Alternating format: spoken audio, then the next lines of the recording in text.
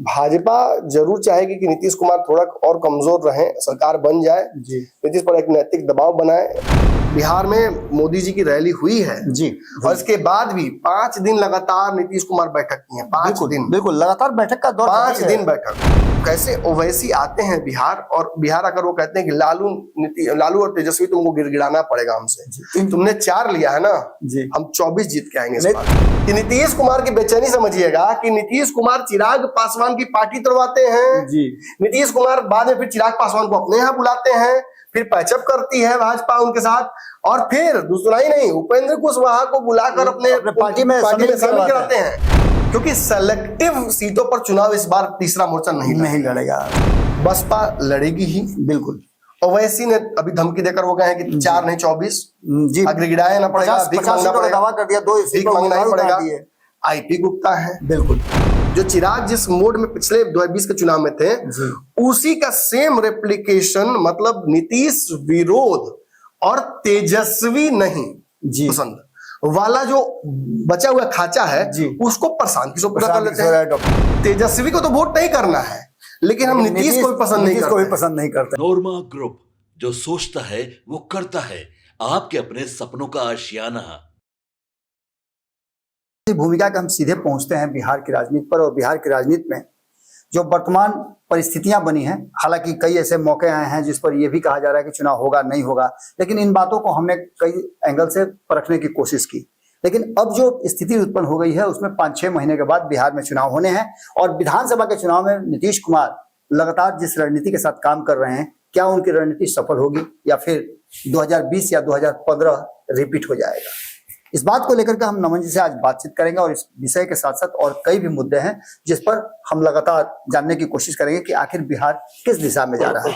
नमन जी, सबसे पहले तो जो परिस्थितियां बनी हैं उसमें कहा यह जा रहा था कि युद्ध की स्थिति में चुनाव होगा नहीं होगा, वो तो लगभग क्लियर हो गया है कि अब तक जो स्थितियां हैं उसको हम लोगों ने स्थापित कर दिया है। लेकिन चुनाव जब होगा तो क्या नीतीश कुमार 2020 वाली स्थिति में होंगे या फिर 2015 वाली स्थिति में होंगे? देखिए, फिलहाल तो नीतीश कुमार एनडीए के साथ है, और जो माहौल बन रहा है वो यही बन रहा है कि नीतीश कुमार एनडीए के साथ रहकर काफी सेफ महसूस कर रहे हैं। कंफर्टेबल तो नहीं कहूंगा, क्योंकि जो महाराष्ट्र में हुआ है उसके बाद अगर नीतीश कंफर्टेबल होंगे, इतना नीतीश कुमार का दिन दुनिया खराब नहीं हुआ है। उनकी राजनीतिक सूझबूझ के हम सब कायल हैं। बिल्कुल। और नीतीश, एक नजर उनकी जरूर महाराष्ट्र में जो हुआ है एकनाथ शिंदे के साथ, उस मामले पर फिक्सेट हो गई होगी। हाँ, अलग बात है कि वो ये जरूर चाहेंगे कि भाई हम एकनाथ शिंदे थोड़े हैं जी, मेरी अपनी राजनीतिक वजूद है, मैं इतने दिन से यहाँ मुख्यमंत्री रहा हूँ, मैं थोड़ी किसी के रहमो करम पर रहा हूँ, मैं जब जिधर चाहा उधर गया हूँ, उधर की मुख्यमंत्री मैं ही रहा हूँ। बिल्कुल। और आगे भी अभी भी नीतीश कुमार पलट जाते हैं और चले जाते हैं तेजस्वी साथ, तो इसमें कोई क्वेश्चन नहीं है कि नीतीश ही मुख्यमंत्री होंगे जी। तो ऐसे में 2025 के विधानसभा चुनाव है, उसमें नीतीश कुमार का रहना एनडीए में ही ताकि ज्यादा उनके लिए उचित उनके हिसाब से होना चाहिए। हाँ, भाजपा जरूर चाहेगी कि नीतीश कुमार थोड़ा और कमजोर रहे, सरकार बन जाए, नीतीश पर एक नैतिक दबाव बनाए, स्वास्थ्य कारणों से भी नीतीश कुर्सी छोड़ दें और भाजपा को अपना मुख्यमंत्री देने का मौका मिल जाए।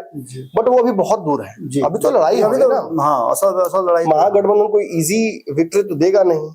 तेजस्वी यादव जो रणनीति लेकर आए हैं, वो रणनीतियों का काट खोजने में भाजपा को पसीना छूट रहा है, और अब एक अनवांटेड वॉर सामने आ गया है। अब इस वॉर का फायदा बिहार में भाजपा को होगा नहीं होगा वो तो समय बताएगा। पिछले ट्रैक रिकॉर्ड तो कहते हैं कि क्लीन स्वीप हो जाता है जी। लेकिन विधानसभा के चुनाव में पुलवामा के बावजूद, क्योंकि पुलवामा के तुरंत बाद लोकसभा चुनाव हुआ था और उसमें भाजपा बिहार में क्लीन स्वीप की थी, किशनगंज सीट छोड़कर, लेकिन उसके अगले ही साल विधानसभा चुनाव हुआ। बिल्कुल। उसमें सबसे बड़ी पार्टी कौन बनी? राजद बनी। पहले सरकार नहीं बना पाई, कोलिशन एनडीए का मजबूत था, जदयू ने सरकार बचा ली मोदी जी की बिहार में और फिर सरकार बनी। लेकिन इस बार के लोकसभा चुनाव में हमने देखा कि इतनी पॉपुलैरिटी, इतना भोकाल बनाने के बावजूद नरेंद्र मोदी के नंबर्स गिरे जी, और उन नंबर्स के गिरने के बाद एक उत्तर प्रदेश में खासतौर पर यह समझ में आया कि भाजपा उतना भी आसान नहीं है, उतना भी मुश्किल नहीं है भाजपा को हरा पाना। जी एक रणनीति, एक पैटर्न बना के अगर चलिएगा तो भाजपा को हराया जा सकता है। सबसे इम्पोर्टेंट मुद्दा है राम मंदिर का, उसके बावजूद भी और भाजपा ने भी ना नीतीश कुमार साथ जाकर अंत तक नीतीश के खिलाफ लड़ने की रणनीति बनाकर एक बैग नीतीश के साथ चली गई। बिल्कुल, तो ये साबित करता है कि भाजपा भी अंदर से डरी हुई थी। निश्चित, चिराग का वापसी, उपेंद्र कुशवाहा को साथ लेना, मांझी को साथ लाना, मुकेश सहनी पर डोरे डालना, विनिंग कंडीशन बनाना। बिल्कुल, आज 5 दल हैं और छठे दल की तरफ लोग देख रहा है जी। अभी भी मुकेश सहनी को बुलाने की तैयारी लगातार जारी है। बिल्कुल। लेकिन जो सर्वेज आ रहे हैं ये एनडीए की नींद उड़ाए हुए हैं जी। मोदी एक तरफ जहां पाकिस्तान से लड़ाई लड़ रहे हैं, वही दूसरी तरफ जातीय गणना को लेकर पूरे देश में कराने की बात, ये भी इस बात का परिचायक है कि डर उनको है। नहीं, सबके बावजूद भी निश्चिंत नहीं है। बिहार 5 दलों के, सभी जातियों के वोट बैंक, सब कुछ के बावजूद भी उन्हें इस बात का डर है कि तेजस्वी यादव जातीय जनगणना जो बिहार में हुई है उसका फायदा मत उठा लें।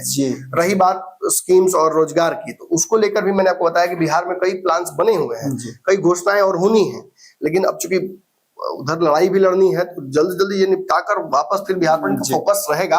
अभी भी जिस वक्त आप बातचीत कर रहे हैं हम ये, उस वक्त पहलगाम घटना तो हो चुका था जी, इसके बाद भी बिहार में मोदी जी की रैली हुई है जी, और इसके बाद भी 5 दिन लगातार नीतीश कुमार बैठक की है। 5 दिन, बिल्कुल लगातार बैठक का दौर, 5 दिन बैठक। किसी राज्य के मुख्यमंत्री एक तरफ देश लड़ाई लड़ रहा हो, दूसरी तरफ पॉलिटिकल कार्यक्रमों में 5 बैठकें पॉलिटिकल महत्वपूर्ण करना, ये साबित करता है कि एनडीए बहुत सीरियस है इस चुनाव को लेकर। वो जानता है कि this is not going to be an easy election. बिल्कुल, पिछले लोकसभा चुनाव से भी सीखने को मिला कि बहुत फूक फूक कर कदम रखना है। विधानसभा और बड़ी टेढ़ी खीर हो जाती है एनडीए के लिए। बिहार में जातीय समूहों को अगर देखा जाए तो यादव और मुस्लिम मिलकर ही इतने काफी हैं कि वो तेजस्वी की सरकार बना दें। अब उसी में सिंधमारी आपको करनी है। ओवैसी कुछ मुसलमानों का वोट काटेंगे, कुछ यादवों का वोट भाजपा काटने के चक्कर में रहेगी, ईबीसी का वोट छितराने की कोशिश करेगी, भाजपा कोशिश करेगी कि उसका मैक्सिमम हिस्सा वो अपने पाले में ले ले, लॉकुश का वोट जोड़ने का नीतीश कुमार अपने पाले में ले लेंगे, ये उम्मीद लगा के बैठेगी भाजपा। और उसके बैकअप प्लान के तौर पर उपेंद्र कुशवाहा और सम्राट चौधरी भी होंगे। लेकिन मैं आपको दावे से कहता हूं कि बिहार में इस बार की लड़ाई 2 तरफा नहीं होकर बल्कि 3 तरफा होने वाली है जी। नमन जी, हम आपको यहाँ रोकेंगे। मेरे पास कुछ आंकड़े फैक्ट्स हैं जो आपने अभी तुरंत बताए हैं कि वोटों का समीकरण क्या होगा और जिसके आधार पर भारतीय जनता पार्टी चाहती है कि नीतीश कुमार को साथ में रखा जाए किसी भी परिस्थिति में।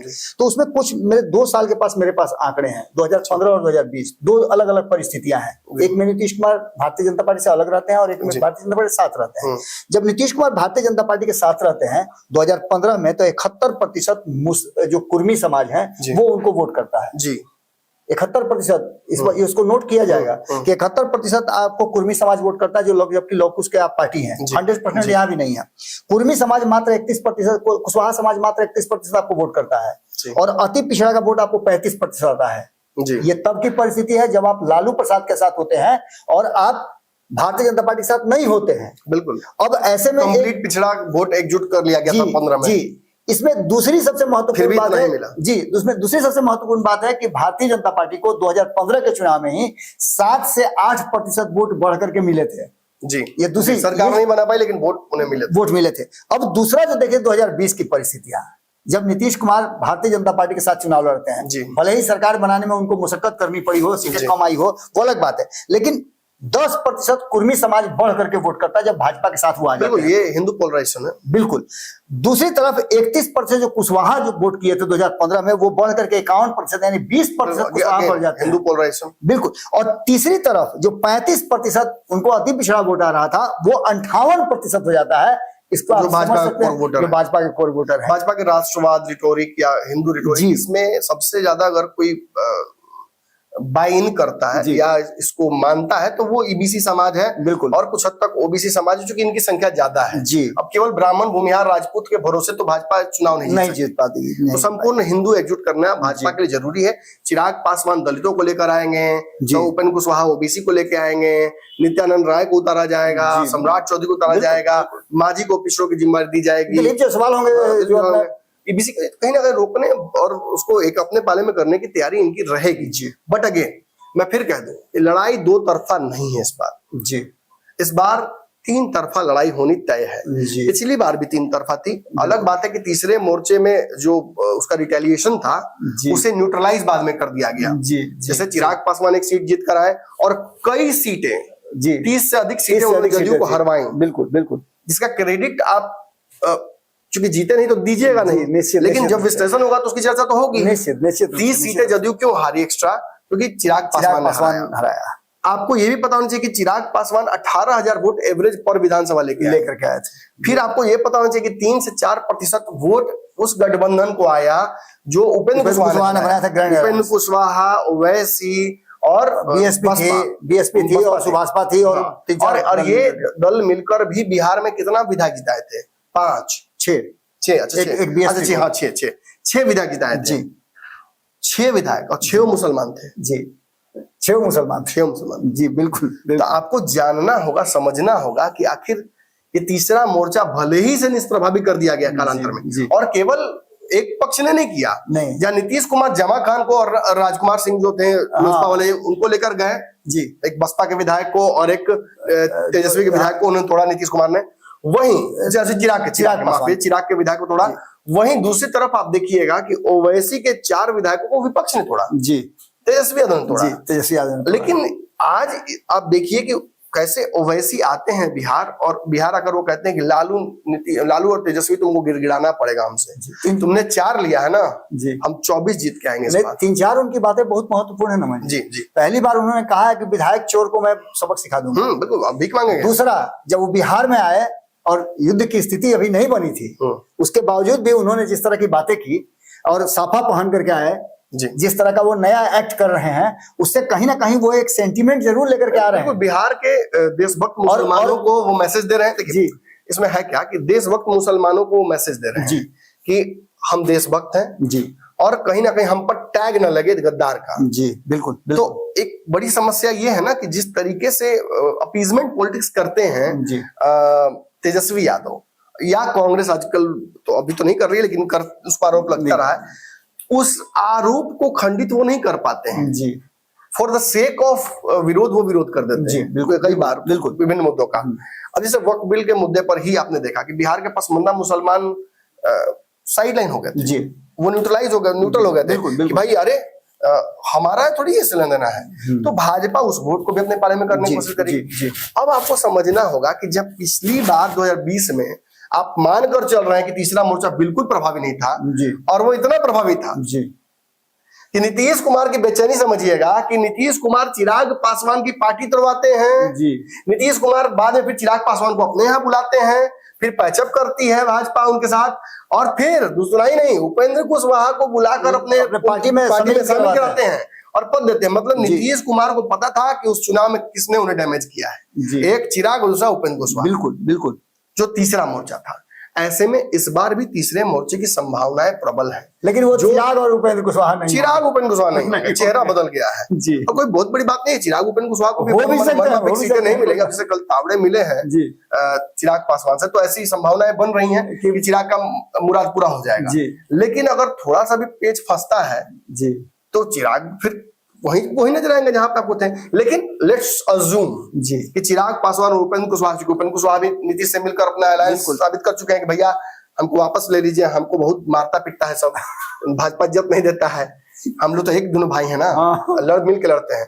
तो खैर उपेंद्र कुशवाहा और नीतीश एक होने की वजह से लव कुश का एक मैसेज जाता है कि हो जाएगा, और दोनों, मैंने कहा जैसे दोनों के एक टांग टूट गई है जी, तो दोनों एक दूसरे को पकड़ कर कंधा मिलाकर 2 टांग पूरा करेंगे अपना, चलने की कोशिश करेंगे। कितना सफल होगा तो देखेंगे हम चुनाव में। लेकिन नीतीश कुमार को इजी वे आउट नहीं मिलने जा रहा है इस बार भी। इस बार भी नीतीश कुमार को और तेजस्वी, दोनों को मैं बोल रहा हूँ, तेजस्वी को भी पार्शियली नुकसान होना तय है। पिछली बार तो चिराग पासवान लड़े थे जब चुनाव, तो सेलेक्टिव उन्होंने चॉइसेस किए थे हाँ। केवल जदयू की सीटों पर डैमेज किया, तो चिराग तेजस्वी को फायदा हो गया। बिल्कुल, तेजस्वी की सीटें बढ़ गई। तेजस्वी की 20-22 सीटें ऐसी हैं जो सीधे चिराग की वजह से बढ़ी, और भाजपा की भी बढ़ी। हाँ, भाजपा की तो बढ़ी, भाजपा को तो चिराग से कोई लेना था ही नहीं, तो अलग चुनाव लड़ रहे थे। तो तेजस्वी की सीटें 20-22 तो सीधे बढ़ी, और लोजपा कहती है कि हम 30+ सीटें हमने मजबूत कर दिया तेजस्वी यादव। तो ऐसी स्थिति तो उत्पन्न नहीं होगी जी। क्यों? क्योंकि सेलेक्टिव सीटों पर चुनाव इस बार तीसरा मोर्चा नहीं लड़ेगा, सभी सीटों पे लड़ेगा। तीसरे मोर्चे की तरफ आते हैं जी। तीसरे मोर्चे में कमोबेश पार्टियां मिला जुलाकर वही हैं। चिराग और उपेंद्र कुशवाहा को छोड़ दिया जाए तो जी बसपा लड़ेगी ही। बिल्कुल। ओवैसी ने अभी धमकी देकर वो कहे हैं कि 4 नहीं 24 जी, अगर गिराया ना पड़ेगा, भीख 50 मांगना सीटों का पड़ेगा, दावा कर दिया, 2 भीख मांगना ही पड़ेगा। आईपी गुप्ता है, बिल्कुल। अभी तक वो किसी गठबंधन में नहीं है। जी। आप आशा पार्टी की देखिए, जी। जो आरसीपी सिंह की पार्टी है, वो भी सभी पार्टी सीटों पर चुनाव लड़ने की तैयारी कर रहे हैं। जी। और इस बार चिराग के एग्जैक्टली रेप्लिका, जी, जो चिराग जिस मोड में पिछले 2020 के चुनाव में थे, जी, उसी का सेम रेप्लिकेशन, मतलब नीतीश विरोध और तेजस्वी नहीं जी, पसंद वाला जो बचा हुआ खाचा है, जी, उसको प्रशांत किशोर पूरा कर प्रशांत लेते किशोर हैं। adopt कर हमें तेजस्वी को तो वोट नहीं करना है, लेकिन हम नीतीश को भी पसंद नहीं करते हैं। ये एक बहुत बड़ा वोटर बिहार में है। विकल्प ये सवर्णों में है, जी। ये दलितों में है, ये पिछड़ों में है, और सबसे बड़ी बात ये मुसलमानों में है। बिल्कुल। मुसलमान नीतीश कुमार के बार बार एनडीए में चले जाने से नाराज है। जी। वक्फ बोर्ड पर नीतीश कुमार के स्टैंड की वजह से उनकी पार्टी में सबसे ज्यादा हरास हुआ है मुस्लिम नेताओं का और वोटर का। और उनके, मैंने तो कहा 25% तो वोट कर भी नहीं करते थे। बिल्कुल। मुसलमान नीतीश कुमार को, चाहे वो कहीं रहे, जी, पसमंदा को वोट ले ही लेते थे। निश्चित निश्चित। ये उनकी स्ट्रैटेजी थी। और आज भी एमएलसी इतने सारे मुस्लिम समाज से बनाने का रणनीति ही वही था। तो ऐसे में नीतीश कुमार के मुस्लिम वोट का जो टूटा है, वो पूरी की तरह तेजस्वी के पास चला जाए, ये मुझे नजर नहीं नजर आ रहा है। बिल्कुल। क्योंकि तेजस्वी यादव उस मुस्लिम नेताओं को रिप्रेजेंटेशन नहीं दे पाएंगे। जी, जी, क्योंकि उनके पास पहले से ही ये रिप्रेजेंटेशन रहा है। अपने यहाँ के मुसलमानों को ही नहीं दे पाते। बिल्कुल बिल्कुल बिल्कुल। आपने सिवान का घटना देखा था पिछली बार? निश्चित रूप से वो तो लगातार आपने देखा ना कि किस तरीके से आज भी जो किशनगंज सीमांचल का पूरा इलाका है, उसमें अपने पूर्णिया हार गए। जी। पूर्णिया के चक्कर में मधेपुरा आसपास सब जगह कमजोर हो गए तेजस्वी यादव। बिल्कुल। तो तेजस्वी यादव के फैसले ना, चूंकि there is a limited scope for his abilities, तो तेजस्वी उसी में फंस जाते हैं। जी। लौको समीकरण है, मतलब कुछ बोल रहा, एमओआई समीकरण है, उससे ऊपर नीचे तो जा नहीं सकते हैं। एक्स्ट्रा वोट्स कहां से ले आएंगे? जी। इसी में कहीं ना कहीं गार्निश करना होगा ना। और चूंकि एनडीए के पास भी बड़ी रणनीति है, ईबीसी का एक मुश्त वोट वो अपने पाले में करते हैं, तो वहां भी उनकी दाल नहीं गलेगी। रही बात, इसीलिए शायद तेजस्वी इस बार कई प्रत्याशी बदलने की तैयारी भी कर रहे हैं। लेकिन जो रोल चिराग पासवान का था, जी, वो तो पूरा का पूरा प्रशांत किशोर उठाएंगे। बिल्कुल। लेकिन बाबा वहीं तक नहीं रुकेंगे। जी। क्योंकि प्रशांत किशोर 143-140 सीटों पर चुनाव नहीं लड़ने जा रहे हैं। 243 सीटों पर 243 पर लड़ने जा रहे हैं। जी। तो वो भाजपा के लिए भी पैसेज नहीं छोड़ेंगे। जी। वो भाजपा को भी डैमेज करेंगे। बिल्कुल। और प्रशांत किशोर अगर चिराग पासवान के 18,000 एवरेज वोट का जो विधानसभा लेके आए थे, इसका आधा भी लेके आते हैं, यानी 9,000 वोट। जी।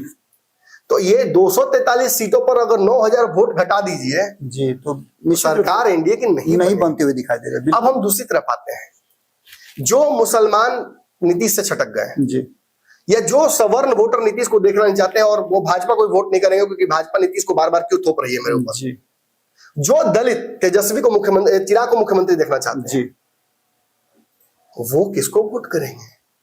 वो क्या चले जाएंगे सीधे सीधे तेजस्वी के पास? नहीं, संभव ही नहीं। जो लोग वो तेजस्वी से ही तो भाग कर आए हैं। बिल्कुल। उन्हें तेजस्वी और महागठबंधन नहीं पसंद है, तब तो वो एनडीए की तरफ आए थे। जी, जी, और एनडीए ने उन्हें शरण नहीं दिया, उनकी बात नहीं सुनी।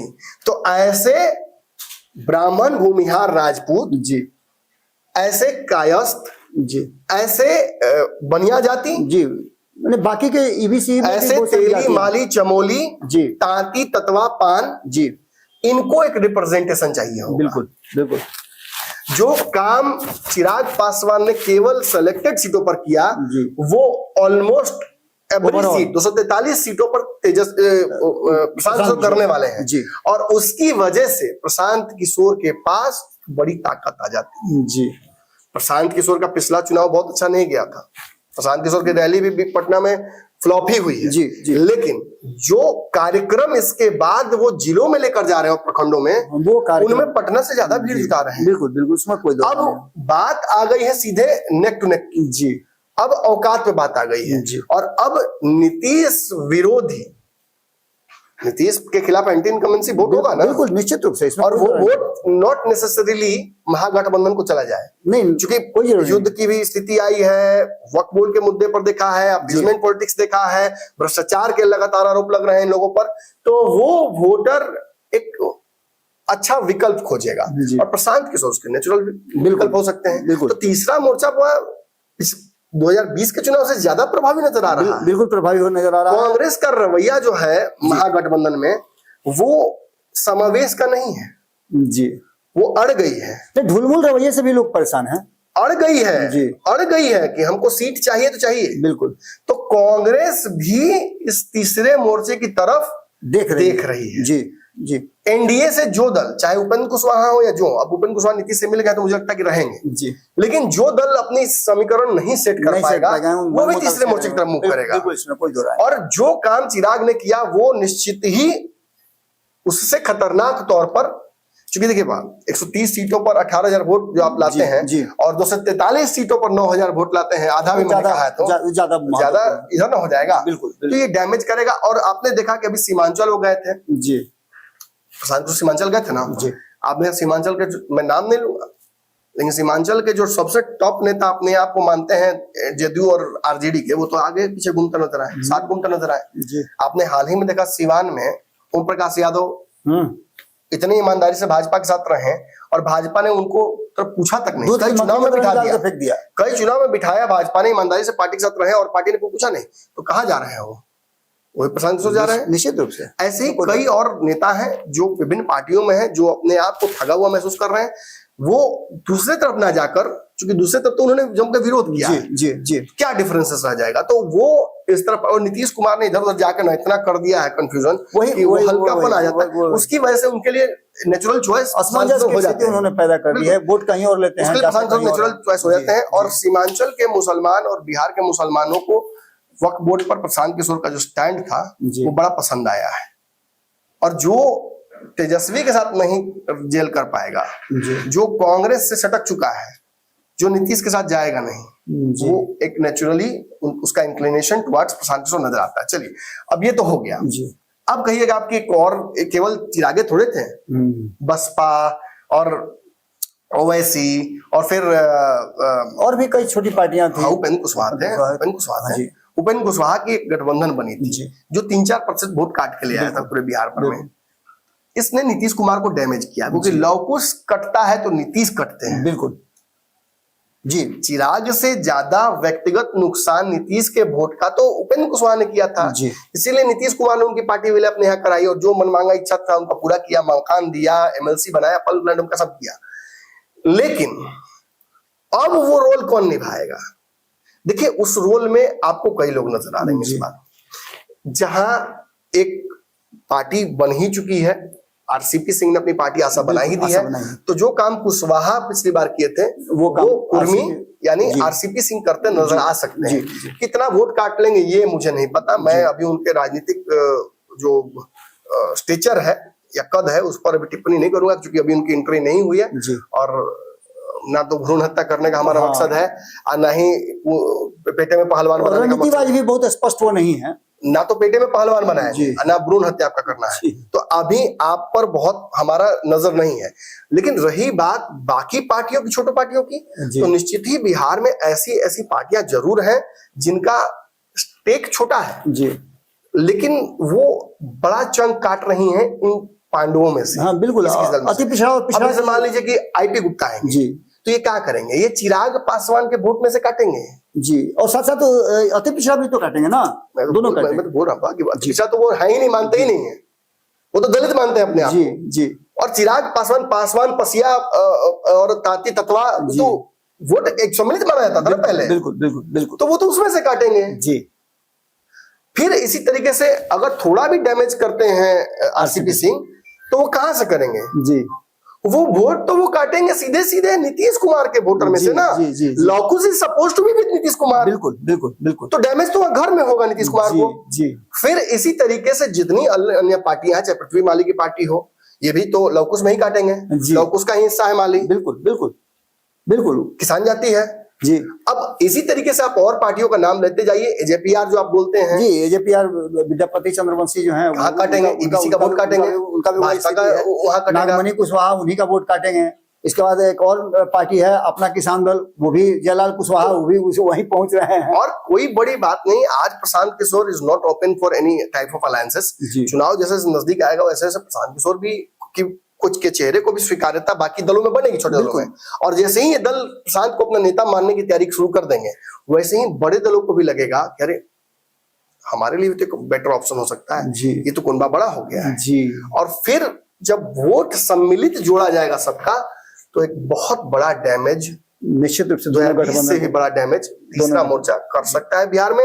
और मुझे लगता है कि ये अभी तो आप नहीं समझिएगा इस विश्लेषण को, लेकिन धीरे धीरे जैसे चुनाव आएगा ना, और आप देखिए कि बड़े बड़े दिग्गजों का जब टिकट कटने लगेगा या उनको इज्जत नहीं मिलेगा, सम्मान नहीं मिलेगा, तो वो जब भागने लगेंगे इस तरफ, तब अरे भाई इतना बड़ा आदमी लड़ेंगे प्रशांत किशोर पार्टी से, इतना बड़ा आदमी लगेंगे आरसीपी सिंह की पार्टी से, तब आप इन पार्टियों को इज्जत देने लगेगा और add to this mixture Owaisi. बिल्कुल बिल्कुल, निश्चित रूप से इसमें कोई दो राय नहीं। एक बहुत महत्वपूर्ण और मजबूत तीसरा घड़ा मजबूत हो जाता है, और ये तेजस्वी को तो डैमेज करेगा ही, ये भाजपा को तो डैमेज करेगा ही, लेकिन इसके रडार पर नीतीश के खिलाफ जो एंटी इनकम्बेंसी वाला वोट है, बिल्कुल वो तो रहेगा। तो नीतीश कुमार ही रडार पर है जी, सत्ता में है वो तो एयर डिफेंस सिस्टम काम करना बंद कर देगा नीतीश कुमार का चुनाव के समय में। जी जी जी, इसीलिए उनकी बेचैनी भी है। चलिए नमन जी, बहुत बहुत धन्यवाद। तो आपने देखा कि परिस्थितियां चुनाव आते आते तक बहुत बदलने वाली हैं, और जैसे जैसे सीट शेयरिंग का समझौता सामने आते जाएगा, वैसे वैसे और भी जो पत्ते हैं वो खुलते नजर आएंगे। कौन किसके साथ रहेगा, क्या परिस्थितियां उत्पन्न होगी और तीसरा मोर्चा कितना प्रभावी होगा, हमारी कमेंट्री इस पर जारी रहेगी। आपके सपनों को हमने सजाया है, ई होम्स पैनोरमा को हमने बनाया है। ई होम्स मेरा एक सपना था जिसपे मैं पिछले 4 साल से काम कर रहा था। हमने जो बनाया है वो सबने है माना। ई होम्स पैनोरमा में हो आपका भी आशियाना। और फाइनली हमने 2021 में इस प्रोजेक्ट को लॉन्च किया। बहुत लोग अप्रिशिएट कर रहे हैं कि पूर्णिया जैसे शहर में, बिहार के, एक तो बिहार की बात करें उसमें भी पूर्णिया जैसे छोटे जगह में इस तरह का लाइफस्टाइल देना, ये सुन के हम लोगों को बहुत अच्छा लगता है। ई होम्स में हमने कुछ और भी किया है, जैसे हम जिस जगह में रह रहे हैं हमारे फैमिली सिक्योर हो, उनको सिक्योरिटी का ध्यान में रखा है। आपकी सुविधा और सुरक्षा आपके लिए खास है, ये आपका विश्वास है। इसमें आर्टिफिशियल इंटेलिजेंस का 7 लेयर सिक्योरिटी का हमने इस्तेमाल किया है। लस ग्रीन कैंपस को बनाया है। यदि हमारा बाउंड्री वाल है तो वो वर्टिकल गार्डन है।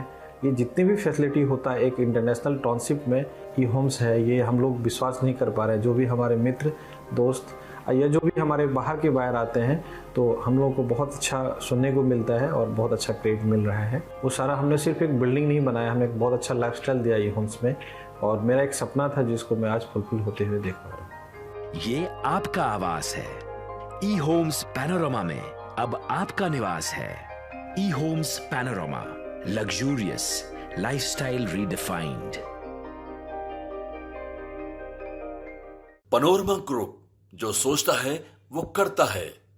अगर ये वीडियो पसंद आई और वह बिहार के राजनीति और बिहारियत से सरोकार रखेनी तो सब्सक्राइब बटन दबा के चैनल के सब्सक्राइब कर ली। ओजे एगो घंटी बा, ओकरा बटन दबा देला से कुल सटीक और मारक खबर रुआ मुफ्त में मिल जाई। अगर रुआ पत्रकारिता के हमनी के नया प्रयोग में सहयोग कर चाहतानी तो ज्वाइन बटन दबा दी।